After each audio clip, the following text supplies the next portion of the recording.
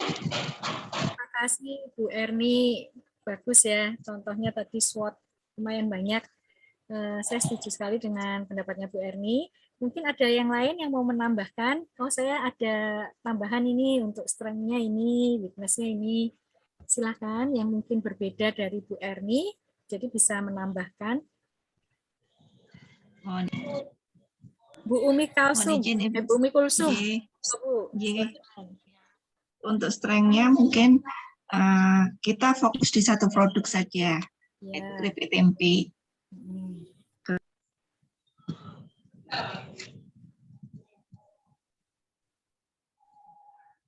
Suaranya, speakernya belum nyala, Bu.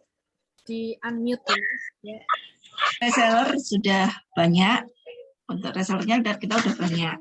Kemudian untuk peluangnya, untuk opportunity, mungkin kita bisa melakukan promosi ke instansi pemerintah, hingga keripik ini menjadikan sebuah ikon, di mana kalau mungkin bisa diberikan oleh-oleh tadi, mungkin ada kunjungan dari mana-mana ke sebuah instansi, maka instansi itu memberikan oleh-oleh keripik kita.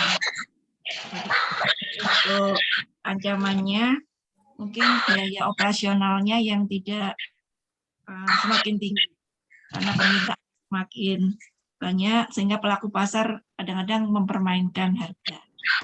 Terima kasih. Ya, terima kasih.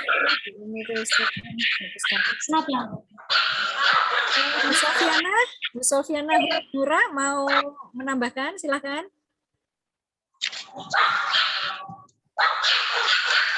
Bu Sofiana. Halo. Ibu Sofiana.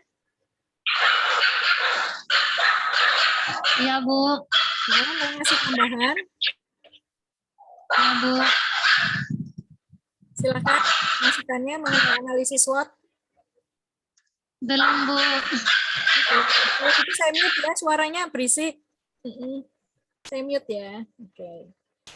Selanjutnya siapa yang mau menambahkan, silakan. Saya cuma ingin mau menambahkan, Bu, Ya. untuk yang ancaman itu kan banyak saingan ya. Kita harus memberikan rasa yang banyak rasa gitu loh, banyak pilihan rasa gitu kan. Iya, variasi Meskipun ya. ada yang lebih murah, tapi kita tetap berpegang pada kualitas. Otomatis kan konsumen meskipun harganya agak mahal, tapi kalau rasa lebih enak kan kadang memilih yang harga lebih mahal gitu. Untuk pesaing-pesaing kita. Oh, ya. Berarti itu untuk menghadapi persaingan, berarti menjaga kualitas ya. Kualitas untuk strength. Iya. Oke. Baik, terima kasih. Ada lagi Bu Siti? Sudah, Bu, itu aja. Terima kasih. Bu Siti kerja di mana, ya. Bu? Saya di Dinas Penanaman Modal dan Pelayanan. Oh, iya, Bu. Di Kota Malang apa kabupaten, Bu? Di kabupaten, di kantor bupati itu. Oh, di alun-alun ya? Enggak, yang di Kepanjen. Kepanjen ya, sudah. Iya. Ya. Terima kasih, Bu Siti. Salam Yes. kenal semuanya. Sama-sama. Baik, ada lagi yang mau menambahkan? Silahkan. Tadi saya sudah dengar Bu Erni, Bu Siti, Bu Umi Kulsum. Bagus. Pak Bagus, ya silakan Pak Bagus. Tapi apa ya begitu?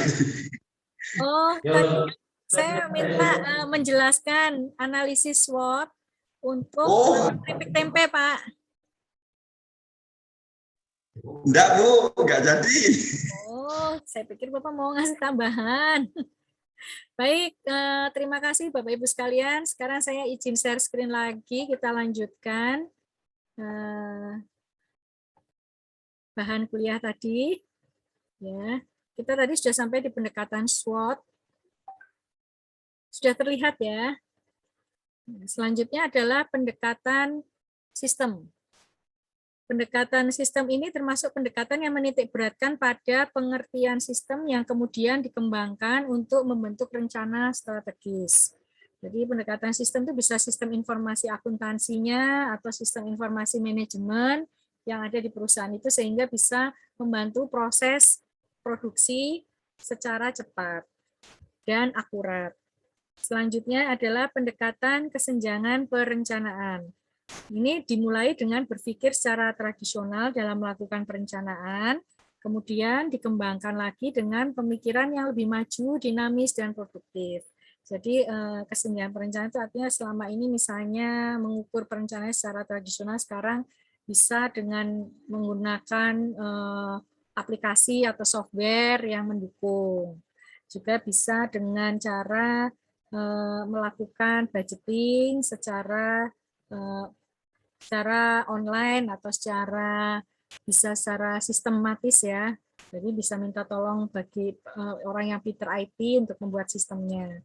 Jadi di situ bisa terjadi perencanaan yang lebih akurat untuk masa yang akan mendatang.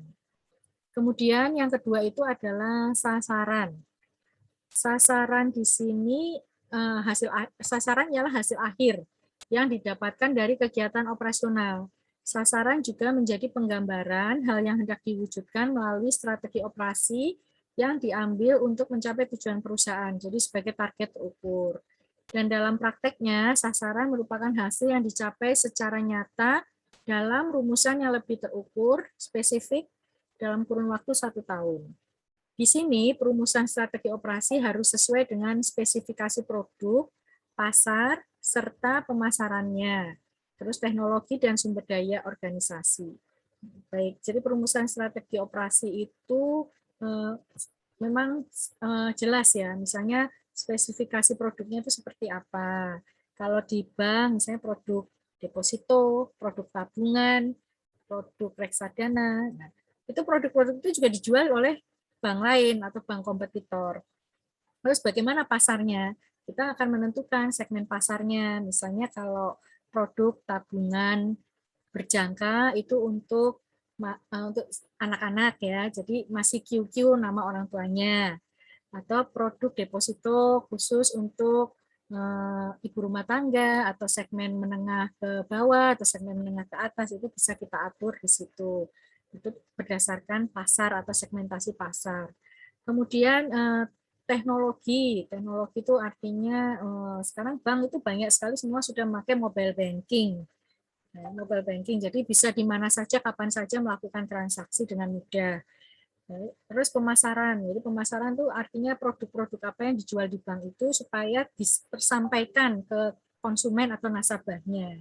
Jadi pemasarannya bisa melalui media massa atau sosial media seperti WA, Instagram, Facebook, atau websitenya bank itu.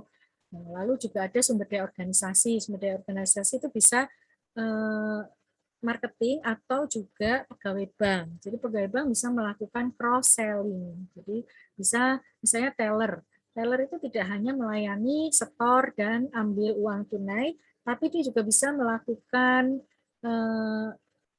menjual atau marketing dengan cara dia merekomendasikan ke temannya CS. Misalnya dia tahu nasabah si ibu A ini adalah ibu rumah tangga yang sering datang untuk setor ke tabungan. Terus setelah itu dia produknya paling deposito, bukan deposito. Nah, si teller ini bisa menggali potensi apa yang bisa dia tawarkan kepada si ibu rumah tangga ini untuk membeli produk bank lainnya. Jadi itu dia bisa menyarankan supaya dia mampir dulu ke CS. Dan ini CS yang menjelaskan dengan detail mengenai produk yang akan ditawarkan ke ibu itu, misalnya produk bank assurance seperti itu. Selanjutnya, ketiga adalah pencapaian strategi. Indikator kinerja dalam sebuah perusahaan itu ada kuantitatif juga kualitatif. Jadi menggambarkan level pencapaian sebuah sasaran atau tujuan yang sudah ditetapkan. Dan indikator kerja harus berupa sesuatu yang bisa dihitung, diukur, dan digunakan menjadi dasar penilaian atau melihat tingkat kinerja yang baik pada tahap perencanaan, pelaksanaan, dan tahap lanjut serta setelah kegiatan. Nah, ini pencapaiannya. Jadi bisa dihitung secara kuantitatif dan kualitatif. Kalau kuantitatif sudah jelas ya. Jadi targetnya misalnya ditetapkan apa. Misalnya kita ambil contoh, kalau di hotel kita targetnya adalah occupancy rate-nya atau tempat penginapan itu bisa mencapai 80%, misalnya seperti itu. Terus bagaimana cara mencapai target itu? Ya mungkin mengaktifkan pemasarannya secara online atau secara offline juga, terus memberikan diskon, misalnya seperti itu. Itu secara kuantitatif, lalu hasilnya berapa? Apakah mencapai 80% atau lebih? Nah, itu 80% berarti berapa penghasilan revenue yang dihasilkan, itu kuantitatif. Sedangkan kualitatif adalah misalnya berapa banyak tamu yang komplain. Itu komplainnya mengenai apa. Terus kualitatif juga bisa mengenai pelayanannya, bagaimana pelayanan di hotel itu apakah menyenangkan atau tidak, atau ada yang harus dikoreksi, diperbaiki, seperti itu. Selanjutnya kita adalah membahas mengenai ini, proses manajemen strategi operasi. Perusahaan juga perlu membandingkan hasil yang didapatkan dan tingkat pencapaian tujuan. Proses ini juga termasuk tahap evaluasi yang mencakup 4 hal. Evaluasi. Pertama, menetapkan target sasaran kerja, batas toleransi untuk target, standar, strategi, serta rencana operasional. Ya, contohnya tadi targetnya adalah bisa mencapai occupancy rate 80% untuk tingkat hunian ya, occupancy rate itu tingkat hunian hotel. Terus batas toleransinya, misalnya toleransinya ya sekitar kalau nggak tercapai paling nggak 70% bisa tercapai. Terus standarnya, jadi bagaimana standar pelayanan hotel sekarang kan harus CHSE ya, clean, healthy, terus safe, safety, terus E-nya environment. Jadi tidak boleh sampai membuang limbah atau menyebabkan limbah di sekitarnya, masyarakat sekitarnya. Kemudian ada strateginya. Jadi strateginya bagaimana untuk mencapai itu. Misalnya semua pegawai diminta untuk memberi pelayanan yang baik, yang ramah, ya dengan 3S, salam, senyum, sapa. Ya, misalnya itu ditekankan terus kepada pegawai. Terus setelah itu strategi yang lain marketingnya diperkuat dengan cara misalnya secara marketing online, digital marketing maupun secara offline. Lalu rencana operasionalnya bagaimana? Kita harus jelaskan, misalnya operasional untuk pembagian shift kerja dari pegawai. Mau 3 shift atau 2 shift, itu tergantung dari rencana operasional yang akan dilaksanakan. Yang kedua, mengukur posisi yang berhubungan langsung dengan sasaran pada periode waktu tertentu. Jika hasilnya di luar batas tersebut, maka dibutuhkan tindakan perbaikan. Ya, kalau misalnya hasilnya ternyata jauh dari target, maka perlu dievaluasi apa yang harus diperbaiki. Oh, mungkin AC-nya kurang dingin, jadi harus perlu diservis, seperti itu. Ketiga, melaksanakan modifikasi jika dibutuhkan. Modifikasi ini perlu ya, jadi kalau misalnya ada komplain gitu, terus kita bisa handle komplain itu dengan cara baik, sehingga ada win-win solution antara pihak hotel dengan pihak tamu. Nah, caranya dengan cara memodifikasi, misalnya kalau dia komplain mengenai kamar yang tidak nyaman, kita bisa arahkan ke kamar lainnya, seperti itu. Dengan jangan lupa dengan mengucapkan permohonan maaf. Selanjutnya yang keempat, menganalisa penyimpangan pada batas toleransi yang telah ditetapkan. Ya, tadi seperti targetnya ternyata tidak tercapai, masih 60%. Oh, dianalisa ternyata waktu itu hotel mengalami penurunan drastis karena PPKM level 4, sehingga turun tamu yang menginap di situ. Nah, terus batas toleransinya berapa? Kalau sudah mencapai 20% misalnya, wah kita harus melakukan apa ini? Mungkin kita melakukan efisiensi di bidang pengeluaran, misalnya bidang SDM-nya, bagaimana cara mengatur shift-nya, dan sebagainya. Lalu pengaruh strategi operasi pada perkembangan bisnis. Setelah memahami pengertian serta tata cara penyusunan strategi untuk mencapai sasaran, terlihat jelas bagaimana pengaruh strategi operasi pada perkembangan bisnis atau usaha. Ketika penyusunan strategi dilakukan dengan baik dan diimbangi dengan pelaksanaan sesuai perencanaan, maka sasaran atau target perusahaan akan lebih mudah dicapai. Hal ini berbanding terbalik dengan perusahaan yang tidak memiliki perencanaan strategi operasi. Seluruh kegiatan tidak berkoordinasi dengan baik. Hasilnya, pencapaian target pun akan sulit dicapai. Dan pada tahap akhir, ya ini proses evaluasi, perusahaan juga bisa melakukan modifikasi atau sedikit perubahan pada strategi operasi yang sudah ditetapkan. Tentunya modifikasi hanya perlu dilakukan jika dirasa layak dan harus demi tercapainya sasaran perusahaan. Laporan keuangan juga mempengaruhi strategi operasi. Kok bisa ya? Ya bisa, karena perencanaan strategi operasi tidak terlepas dari data keuangan yang sesuai dengan realita perusahaan. Tanpa data keuangan yang faktual, tentunya Anda tidak bisa ya, maksudnya membuat perencanaan strategi operasional yang baik. Jadi kita harus membuat laporan keuangan berdasarkan data transaksi yang real dan minim kesalahan. Jadi itu gunanya untuk laporan keuangan di internal dari perusahaan tersebut. Kemudian, bagaimana strategi operasi yang efektif yang bisa digunakan dalam bisnis? Jadi, strategi operasi itu merupakan komitmen pada seluruh kegiatan yang direncanakan dalam lingkup perusahaan saat ini.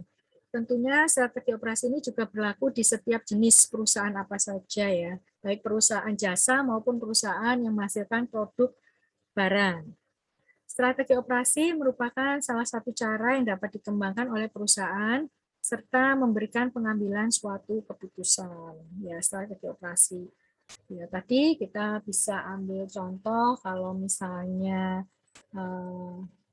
unit di hotel itu kamar termasuk sepi, mungkin hotel itu punya restoran. Ya, bagaimana restoran ini tetap bisa hidup ya, bisa jalan itu misalnya menjual produk frozen seperti itu dan sebagainya. Itu salah satu strategi yang diambil untuk pengambilan suatu keputusan.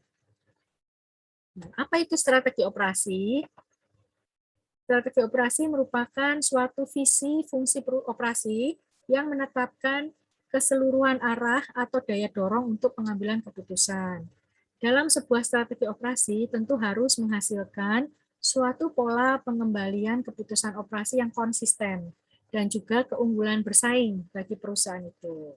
Ya, bagi strategi operasi yang dijalankan oleh bank misalnya ya, bank itu ingin dia bisa menang ya, bisa unggul dibandingkan bank pesaing.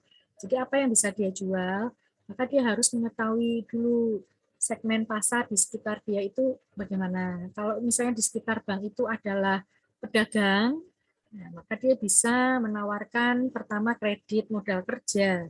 Kalau kredit modal kerja sudah diambil oleh nasabah, maka produk-produk lain itu biasanya akan ikut. Jadi bisa cross-selling produk. Seperti itu. Kita lanjut ke jenis strategi operasi, itu ada dua. Yang pertama, produksi biaya rendah. Yang kedua, inovasi produk. Produksi biaya rendah itu ini lebih ditekankan pada harga, sehingga operasi harus dapat menekan biaya dengan melakukan suatu kebijakan. Contohnya proses teknologi tinggi, biaya tenaga kerjanya jadi murah, sehingga tingkat persediaan juga murah, serta mutu terjamin. Contoh ini jelas dia berusaha untuk efisiensi dalam operasionalnya. Jadi menekan semua biaya-biaya operasional sehingga dia menghasilkan produk yang murah yang bisa dijual dengan harga yang bagus. Atau kalau misalnya di perusahaan di bank ya, bagaimana bisa mendapatkan dana tabungan dengan bunga rendah sehingga bisa disalurkan kredit dengan bunga yang lebih rendah dibandingkan bank lain atau bank pesaing, sehingga nasabah akan mengambil kredit ke situ, ke bank tersebut. Selanjutnya yang kedua adalah inovasi produk. Jenis strategi operasi kedua ini inovasi produk dan pengenalan produk.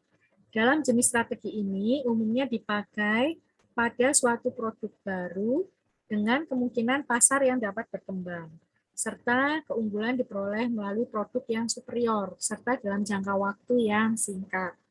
Nah, tadi contohnya adalah perusahaan konveksi itu ya, karena dia tidak laku ya bajunya di masa pandemi, terutama pandemi COVID-19 ini, dia segera mengubah strateginya. Jadi dia melakukan usaha membuat masker sama membuat alat pelindung diri atau baju hazmat yang dia jual sehingga bisa menjalankan operasional perusahaan itu. Jadi perusahaan itu tetap mendapatkan pendapatan. Dan keunggulan produk ini karena dia bisa melakukan inovasi dengan cepat. Juga produk membuat sabun atau ditambah lagi hand sanitizer yang sangat berguna di masa pandemi seperti ini. Bagaimana cara menyusun strategi operasi dalam bisnis? Nah, yang pertama, jadikan dasar rencana kerja. Jadi memang perlu ya membuat rencana kerja itu. Seperti tadi kita kembali ke usaha keripik tempe yang UMKM. Jadi harus merencanakan si pengusaha ini bagaimana supaya bisa menghasilkan produk dalam jumlah tertentu. Terus bagaimana dia memasarkannya. Misalnya dia bisa menitipkan konsinyasi ke hotel-hotel yang ada di Kota Malang, misalnya seperti itu. Terus kemudian yang kedua ini adalah membuat target. Target ini penting ya. Jadi kita harus bisa menentukan target. Misalnya target penjualannya harus sekian puluh juta yang dia capai omsetnya. Misalnya omset keripik tempe itu mencapai 20 juta, seperti itu. Misalnya dalam sebulan. Itu adalah contoh target. Tapi kalau membuat target ini juga yang rasional ya, yang bisa masuk akal dan achievable, yang bisa dicapai. Yang ketiga adalah hasil pencapaian strategi operasi. Nah, hasil pencapaian strategi ini harus dievaluasi, dimonitor. Apa kekurangannya? Seperti tadi keripik tempe, kenapa tidak bisa menjual banyak? Oh, ternyata dia kualitasnya menurun. Nah, bagaimana dia mempertahankan kualitas keripik tempenya tadi supaya tetap enak? Oh, terus dia melakukan diversifikasi. Rasa-rasa keripik tempe itu jadi macam-macam. Ada rasa keripik tempe keju, rasa barbecue, dan sebagainya. Kemudian pengelompokan perencanaan strategi operasional. Yang pertama adalah perencanaan SDM atau human capital, ya. Itu bagaimana proses menyeleksinya, terus menempatkan pegawainya pada posisi yang sesuai, ya, the right man on the right place tadi. Terus kedua adalah perencanaan keuangan. Jadi bagaimana membuat cash flow, terus membuat prediktif atau anggaran ya untuk membiayai operasional perusahaannya. Dan yang ketiga adalah perencanaan fasilitas. Fasilitasnya yang mau dibangun itu seperti apa? Misalnya kalau konveksi berarti harus menyediakan mesin jahit. Kalau hotel, misalnya dia memilih sebagai hotel berbintang atau hotel bintang 4, dia harus punya fasilitas, misalnya ada gym, ada kolam renang, ada kamar yang bagus, yang sesuai dengan standar yang ditentukan untuk hotel berbintang, dan sebagainya. Lalu yang keempat, perencanaan produksi. Nah, itu perencanaan produksi artinya produksinya mau berapa yang dicapai, targetnya berapa, seperti itu. Terus perencanaan pemasaran. Ini semuanya akan kita jelaskan di sini. Perencanaan SDM merupakan suatu perencanaan yang berhubungan dengan rekrutmen, seleksi, dan penempatan untuk setiap orang dalam berbagai bidang pekerjaan. Yang kedua, perencanaan keuangan. Ini berhubungan dengan dana yang dipakai, itu modal ya, modal yang dibutuhkan dalam suatu kegiatan atau aktivitas operasional suatu usaha.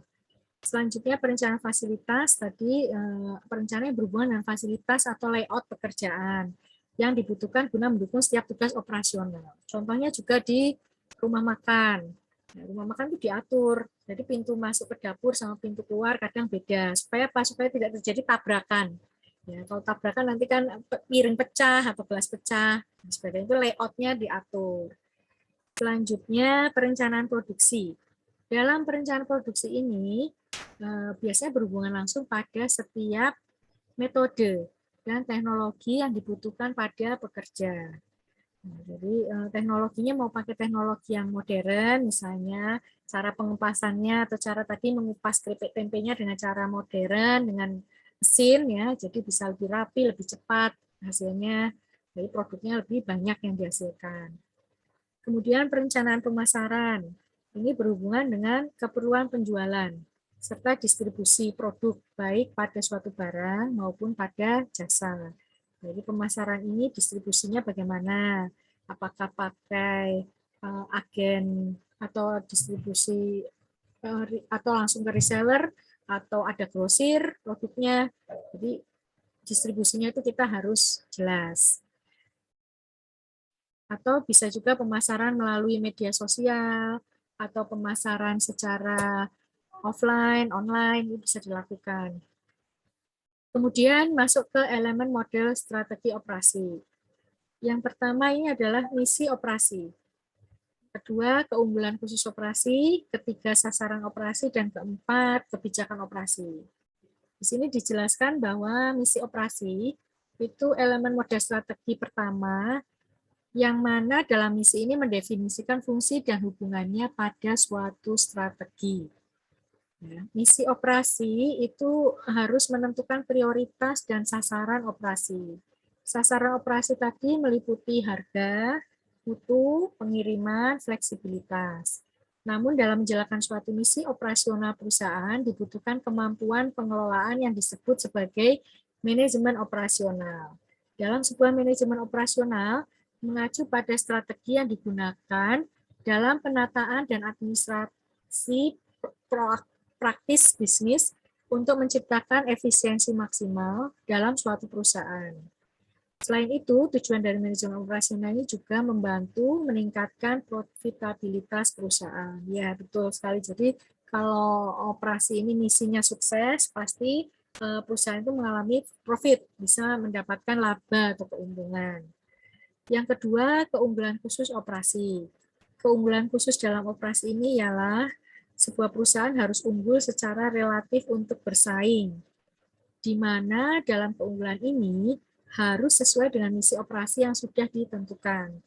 Apabila sebuah bisnis tersebut berhasil menentukan suatu keunggulan, maka mereka akan bekerja keras untuk tetap melindungi keunggulan tersebut. Sasaran operasi. Dalam sasaran operasi ini harus dinyatakan dalam bentuk kuantitatif yang spesifik dan dalam bentuk yang dapat diukur. Misalnya tadi, sasarannya penjualan bisa mencapai omset 20 juta per tahun misalnya.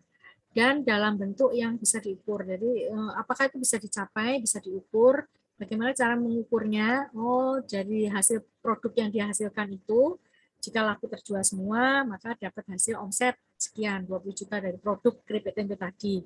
Nah, itu salah satu cara bentuk kuantitatif yang spesifik.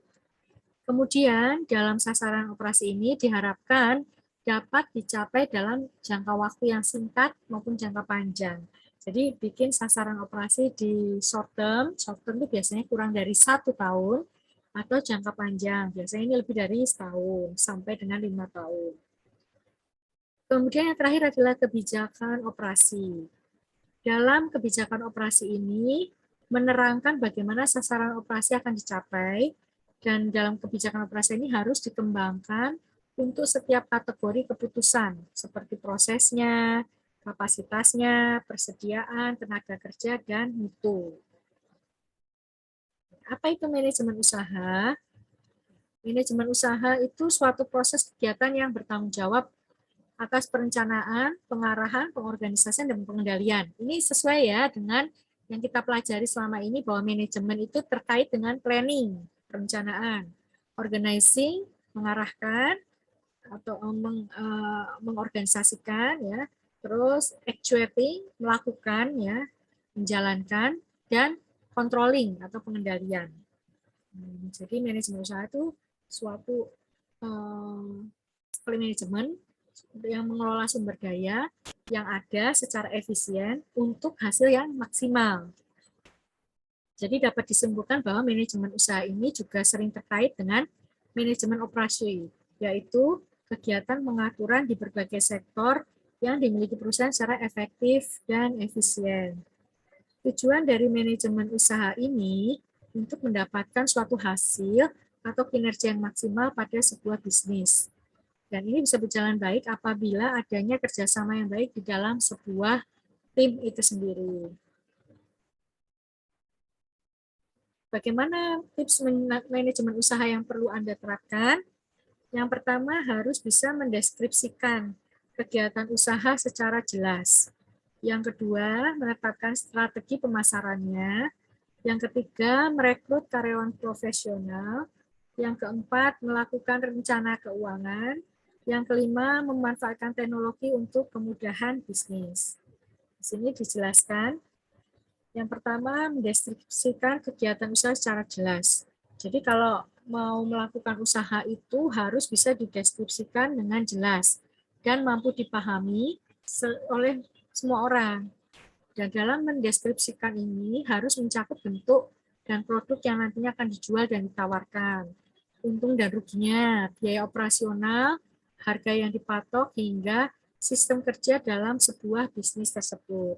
Dan dalam melakukan manajemen bisnis ini, Anda juga perlu menetapkan visi dan misi perusahaan, serta tujuan yang ingin dicapai. Selain itu, jangan lupa jelaskan pula manajemen inti seperti lokasi bisnisnya, konsep, target pasar, hingga keunggulan yang dimiliki. Baik, sampai di sini saya mau minta tolong Bapak Ibu sekalian ya, untuk mendeskripsikan kegiatan usaha, ya, usaha apa aja yang mungkin terlintas di pikiran Bapak Ibu sekalian. Misalnya saya mau buka usaha online frozen, makanan-makanan frozen yang dibekukan, atau sekilas saya mau jualan hijab dan pakaian muslimah, itu bisa itu. Jadi coba Bapak Ibu sekalian mendeskripsikan kegiatan usaha itu secara jelas, ya. Misalnya termasuk lokasi bisnisnya, misalnya di Malang di daerah mana, saya Tlogomas gitu ya, atau di Malang di kantor saya sendiri saya mau melakukan penjualan produk baju muslimah dan aksesorisnya beserta hijabnya. Terus konsepnya apa? Oh, konsepnya karena di kantor saya itu banyak yang berhijab. Terus konsepnya lagi adalah menjalankan syariah agama dengan benar, dengan memakai hijab misalnya. Terus target pasarnya ya pegawai di tempat Bapak Ibu sekalian, juga pasar yang ada di online, karena Bapak Ibu juga menjual secara online. Terus keunggulannya apa? Keunggulannya yang dimiliki adalah harga baju muslimahnya terjangkau. Terus motifnya banyak, variasinya banyak warna. Contohnya seperti itu ya, Bapak Ibu sudah jelas ya.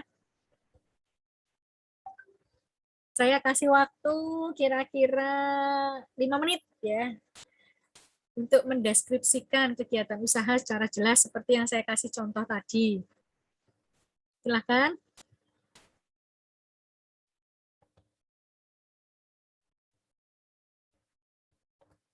Dicoret-coret aja di kertas biasa, nggak apa-apa. Nanti kita bahas bersama-sama.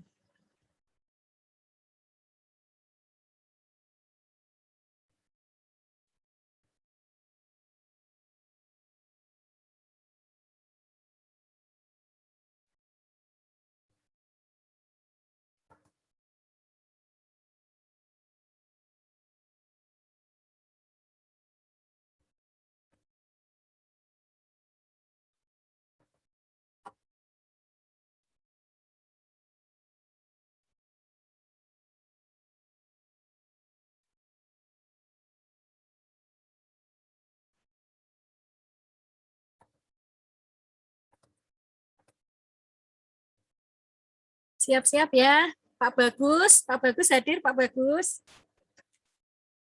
Pak Bagus. Ini Pak Bagus ketuanya ya? Bukan? Mas Sugeng, Pak Sugeng. Oh, Pak Sugeng ketuanya. Pak Bagus siap-siap, nanti saya minta menjelaskan ya. Tadi tugasnya baru saya berikan. Ya, Pak Bagus, nanti saya minta menjelaskan. Kemudian Bapak Agustino Wuwur. Bapak Agustino, halo? Pak Agustino? Pak Agustino? Halo? Pak Agustino? Pak Agustino? Nggak ada jawaban. Pak Agustino? Pak Agustino Wuwur? Halo?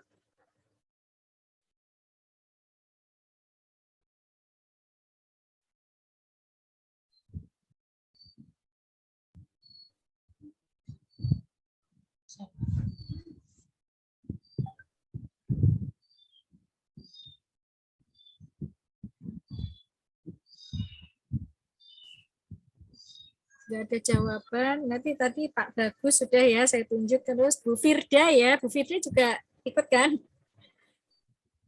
Bu Firda, Hadir Ibu. ya nanti saya minta menjelaskan ya. Bisnis yang kira-kira Bu Firda mau jalankan dideskripsikan secara jelas. Selanjutnya,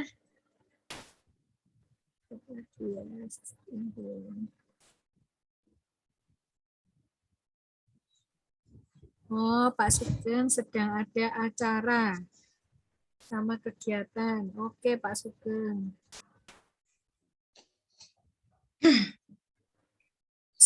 Bu Solviana, Holi. Bu Solviana, Holi. Bu Solviana ada? Bu Solviana? Ya. Ya, Bu. Ya, nanti jelaskan ya tugasnya tadi yang saya sampaikan mengenai kira-kira ada bisnis atau produk apa yang akan Bu Solviana jual. Terus keunggulannya apa dari produk itu? Silahkan. Iya, Bu.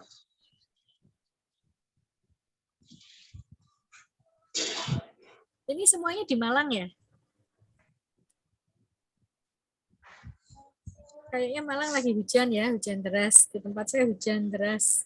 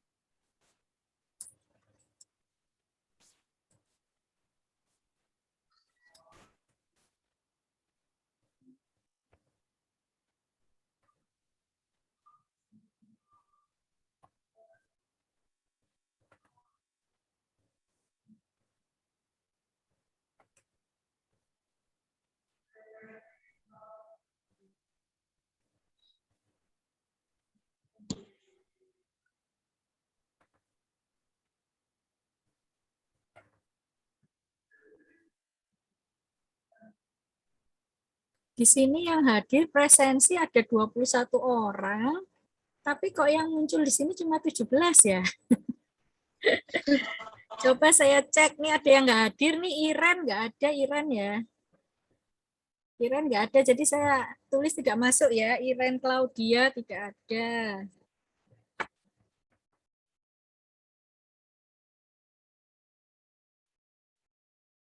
Iren Claudia tidak hadir. Kemudian yang tidak ada lagi,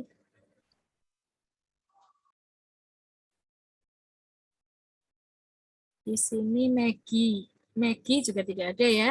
Maggie Rinaldi tidak ada.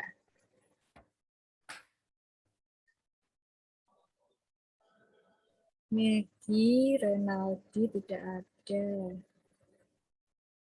Yogi. Yogi ada nggak? Yogi Bertianovi. Saya Ibu. Saya. Maaf. Ada ya. Ya Ibu. Oh, perempuan toh. Aduh, maaf.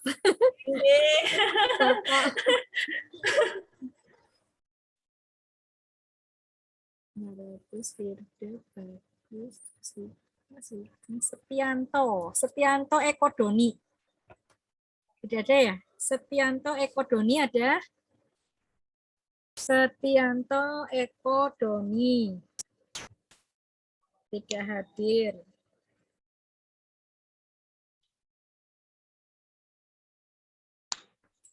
Satu lagi. Dua lagi. Ibu Dwi ada Dwi Fraidriani. Enggak ada ya? Bu Dwi Fraidianrini. Bu Dwi Fraidianrini. Bu Dwi Fraidianrini, enggak ada ya. Ibu Dwi Fraidianrini.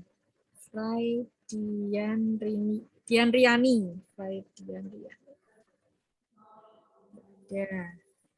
Sofian ada, Bumia Saputri. Bumia Saputri ada? Oh, ada di depan. Bumia Saputri hadir. Hadir, Ya. hadir Bu. Ya, ada Bu Siti, ada Bu Susi Ratnawati. Ada Bu Susi Ratnawati. Bima Wahyu. Bapak Bima Wahyu.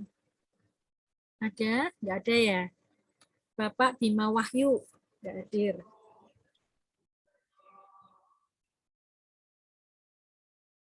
Bima Wahyu tidak hadir. Bu Umi Farida ada, Bu Erni ada, lalu Bu Siti Surotil ada ya. Bu Siti Surotil ada. Terus satunya lagi Hadir. Bu Siti, yang satunya lagi Bu Siti siapa? Bu Siti Maimunah. Bu Siti Maimunah ada? Ada Bu itu. Pojok. Iya, iya, iya. Yang latar belakangnya ungu. Ya. Oke, oke. Jadi yang tidak hadir ada 5 orang. Iren Claudia, Megi Renaldi, Setianto Eko Dani, Dwi Fraidian Riani, dan Bima Wahyu.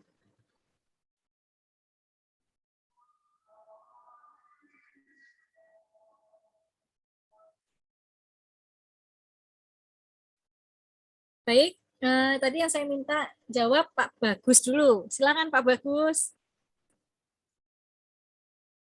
Pak Bagus, silakan.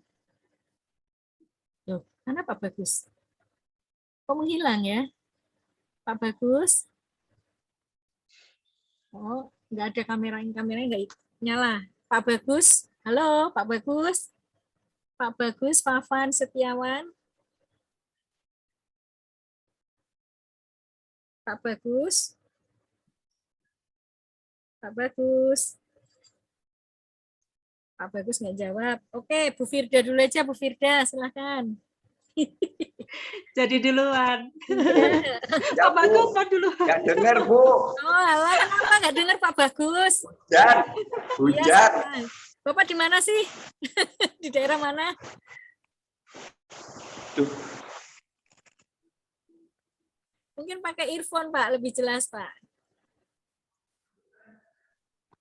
soalnya lagi di luar, Bu. Oh, lagi di luar. Ya, Ya, nggak bawa. oh pakai handphone ini ya, Pak ya? Iya, Pak, nggak apa-apa. Pak Bagus bisa menjelaskan, Pak, tadi contoh deskripsi usaha yang Bapak bisa jelaskan.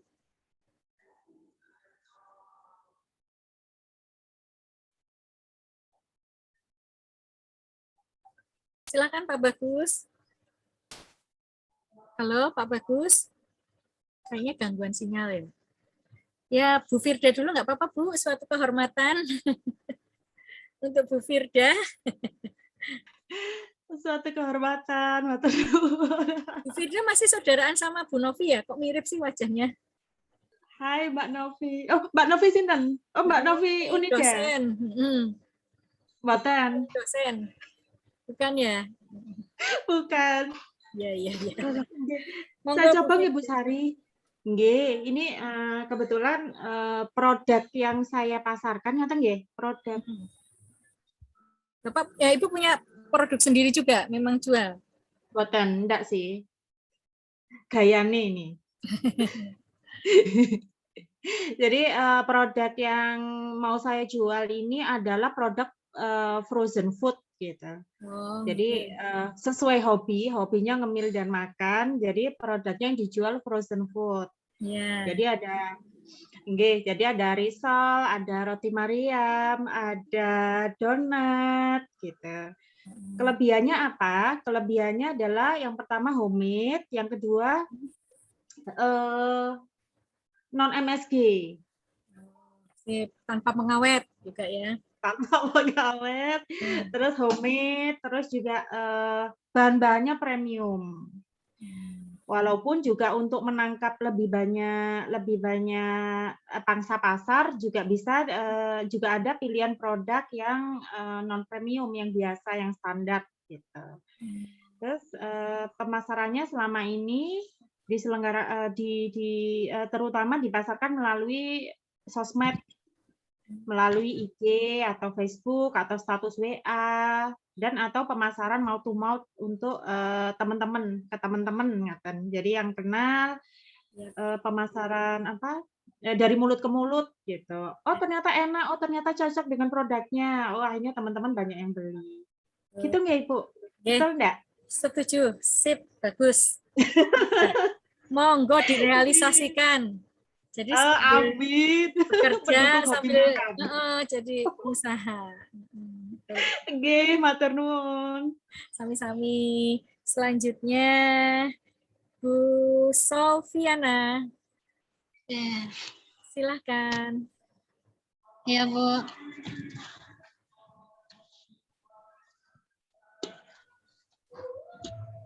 Saya ini kayak yang jualan online gitu loh Bu. Oh boleh. Ya nggak apa-apa, sekarang zamannya jualan online memang. Ngaji dulu, Nak. Loh, Bu Siti, suaranya masuk. Monggo Bu Solvi, silahkan. Iya Bu. Jualan online-nya produknya apa Bu Solvi? Ini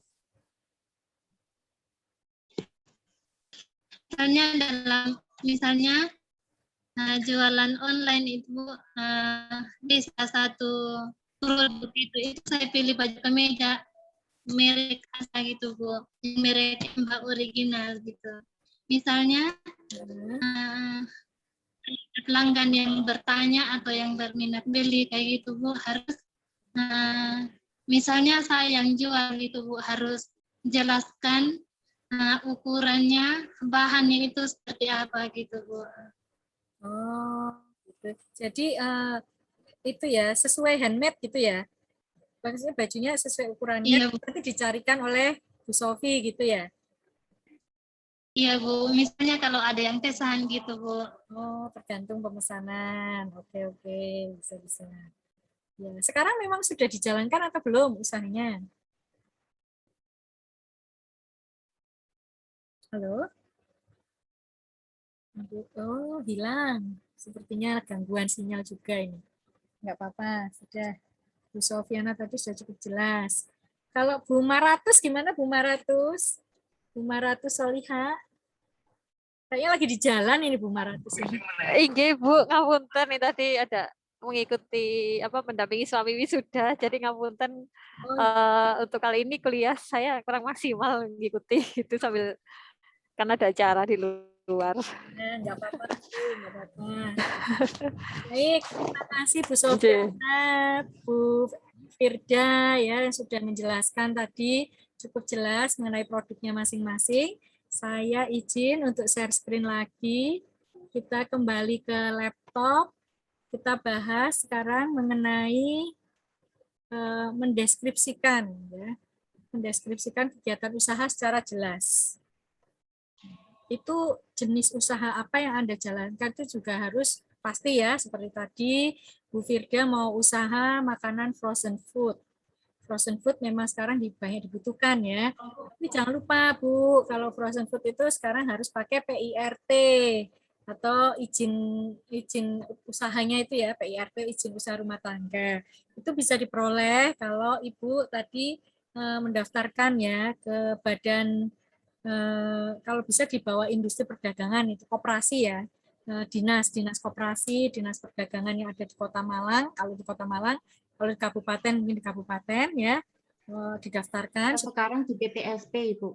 Oh, di PTSP. Apa itu singkatan apa Nggih. tuh? PTSP. Pelayanan terpadu satu pintu. Oh, tepat. Di kabupaten juga gitu ya? Adanya Bu Firda ini, Bu. Nggih. Nanti saya kalau ngurus PRT ke Bu Erni nanti. Wah, sip. Nah, Bu Erni. Kalau Bu Yogi di mana nih Bu Yogi? Bu Novi ya panggilannya. Kan Ibu. Nggih, ikutan. Kalau Bu Firda ini yang di perizinan, Bu. Yang nangani perizinan Bu Firda sama Bu Erni. Oh, perizinan. Perizinan apa aja ini? Banyak, Bu. Perizinan bangunan, usaha. Oh, IMB jadi ke tempatnya Bu Firda juga? Nggih. Oh, gitu. Nggih. Wah, senang ya. Jadi kita punya banyak kenalan ini baru relasi. Iya, nggih. Bu Firda di kota. Di kota. Oh, saya kabupatennya. Oh, sama-sama di bagian perizinan ya, Bu Hasanah ya? Iya, Bu. Oh, Sama. iya. Di DPM PTSP Kabupaten. Itu kalau di kantornya Kepanjen juga ya? Iya, jadi satu. Iya. Saya salut sama Bapak Ibu semua, tetap semangat untuk kuliah ya. Tetap semangat menimba ilmu, betul. Saya salut sekali dan saya berharap Bapak Ibu semua bisa cepat selesai meraih gelar Magister Manajemen. Amin. Kalau Pak Bagus di mana Pak Bagus kerjanya? Nggak ada jawaban, masih belum bergabung ya. Ya baik, kita kembali ke laptop. Selanjutnya ya, saya lanjutkan. Ini menetapkan strategi pemasaran. Ada 3 cara dalam melakukan strategi pemasaran. Yang pertama, menggunakan STP untuk menentukan pasar. Anda tahu ya, STP segmentasi, targeting, dan positioning. Jadi umumnya kesalahan yang sering terjadi dilakukan oleh calon pengusaha adalah terlalu fokus pada setiap manfaat produknya saja, tanpa memperhatikan calon konsumennya. Jadi bisa menggunakan strategi STP ini, segmentasi, target, dan posisi produk. Hal ini dilakukan dengan cara mencari tahu siapa saja segmen konsumen dalam bisnis Anda. Lalu tentukan target konsumen. Setelah itu posisikan sesuai produk Anda, setiap kebutuhan dan keinginan konsumen. Cara ini sangat efektif dalam membangun produk agar bisa masuk ke pasar yang sudah ada, atau Anda ciptakan sendiri pasar tersebut. Terus perhatikan marketing mix 7P. 7P itu ada place, product, promotion, people, physical, product, dan proses. Ya, marketing mix ini berguna dalam manajemen bisnis untuk merencanakan strategi pemasaran dan manajemen operasional. Selanjutnya juga memanfaatkan marketing tools yang tepat. Marketing tools alat ya, pemantau, promosi, dan evaluasi dalam mengembangkan bisnis yang sudah Anda rintis. Lalu sesuaikan toolsnya berdasarkan anggaran dan kebutuhan bisnis Anda. Namun dalam penggunaan tools ini harus tepat ya, jangan asal-asalan sehingga tidak merugikan perusahaan Anda.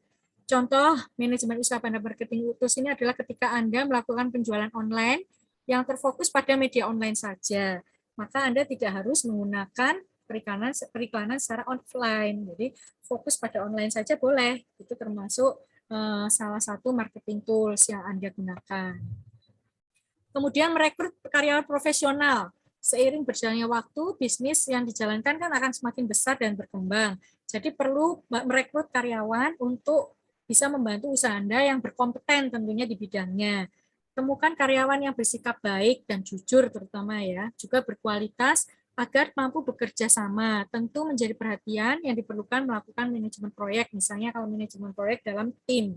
Hal ini menjadi upaya tujuan manajemen usaha, sehingga Anda juga akan lebih mudah memberikan pengarahan. Dan ingatlah karyawan Anda itu merupakan aset perusahaan, jadi bukan hanya sebagai tenaga kerja saja. Yang keempat, melakukan perencanaan keuangan. Hal yang paling penting Anda lakukan dalam manajemen usaha adalah perencanaan keuangan, seperti yang tadi saya jelaskan ya, karena pebisnis seringkali mengalami kegagalan mengenai masalah keuangan yang tidak sehat, karena tanpa perencanaan yang matang. Sebab tidak selamanya bisnis itu selalu memiliki keuntungan yang besar. Kadang Anda merasakan dan melihat periode bisnis yang sepi, sehingga butuh waktu untuk mencapai titik impas seperti semula. Contohnya kalau usaha hotel seperti yang saya jalankan itu mengalami masa sepi itu pada saat musim atau bulan Ramadan, mesti sepi. Ya, jadi kegiatan tidak ada, jadi termasuk sepi. Jadi bagaimana cara mensiasatinya? Terus jadi sebagai berbisnis harus cermat, menyimpan sejumlah uang kas di rekening bank untuk jaga-jaga ya Bu atau Bapak. Ini untuk dijadikan sebagai operasional bisnis dan untuk mengelola di masa yang mendatang. Seperti pada masa pandemi seperti ini, saat kita mengalami kesulitan keuangan, kita bisa menggunakan uang jaga-jaga tersebut untuk membiayai pengeluaran karena pendapatan yang dihasilkan kecil. Terus namun untuk memudahkan pencatatan keuangan bisnis ini, Anda bisa menggunakan jasa pembukuan atau melalui kantor jasa akuntan. Bisa juga memakai software akuntansi yang bisa mendukung perencanaan keuangan tersebut. Jadi setiap transaksi ini ada unsur pajak juga. Nah, pajak ini juga kita bisa minta bantuan misalnya kantor konsultan pajak. Selanjutnya yang kelima, yang terakhirnya memanfaatkan teknologi untuk kemudahan bisnis. Dengan berkembangnya revolusi industri saat ini, tentu kita yang dilakukan akan semakin mudah. Contohnya manajemen usaha saat ini penting adalah teknologi. Teknologi sangat membantu kehidupan manusia, tidak terkecuali dalam dunia bisnis. Tujuan manajemen usaha memanfaatkan teknologi dapat digunakan sebagai fungsi manajemen controlling atau pengendalian atas operasional perusahaan. Tidak perlu khawatir jika Anda tidak memiliki background akuntansi dan belum memiliki akuntan pribadi untuk usaha Anda. Kini pembagian pembukuan atau laporan keuangan berbasis teknologi bisa membantu Anda dalam melakukan pencatatan transaksi setiap harinya. Sekarang banyak ya, ada aplikasi di handphone juga warung, apa-apa catatnya warungku atau apa itu juga bisa melakukan pencatatan dan membuat laporan keuangan secara sederhana. Selanjutnya kita harus juga melakukan ekoefisiensi, artinya efisiensi di bidang lingkungan ya. Jadi ada customer demand for cleaner product. Sekarang customer itu sangat perhatian terhadap produk yang clean, artinya produk yang tidak membuang limbah kepada lingkungan. Contohnya minyak sawit ya, minyak goreng kita itu hasil kelapa sawit kita sering ditolak di negara-negara Eropa karena mereka tahu bahwa produk itu nggak clean, yaitu dengan cara menggunduli hutan, membunuh binatang-binatang yang langka, contohnya bekatan, ya monyet yang hidungnya panjang itu, terus orang hutan juga populasinya semakin berkurang. Nah, itu membuat negara Eropa melakukan blok terhadap minyak sawitnya Indonesia. Terus yang kedua, better employees and greater productivity, artinya dengan cara kita melakukan efisiensi, pegawai diminta untuk melakukan produktivitas dengan baik. Lower of cost and of capital and lower insurance, ya jelas dengan adanya cost yang rendah sehingga bisa menekan juga biaya-biaya lainnya sehingga modal juga termasuk relatif kecil. Significant special benefits leading to improve image, artinya dengan image yang baik karena melakukan pekerjaan atau misalnya produk kita, minyak kita itu tidak dengan cara membabati hutan atau membakar hutan ya, kelapa sawitnya ditanam tidak membakar hutan, itu bisa meningkatkan image dari perusahaan kelapa sawit itu sendiri. Terus innovation and new opportunities, jadi harus selalu melakukan inovasi dan peluang, melihat peluang. Seperti misalnya tadi usaha frozen. Frozennya juga bisa di berbagai macam produk, misalnya dimsum, somai, cilok bisa dijadikan frozen dan sebagainya.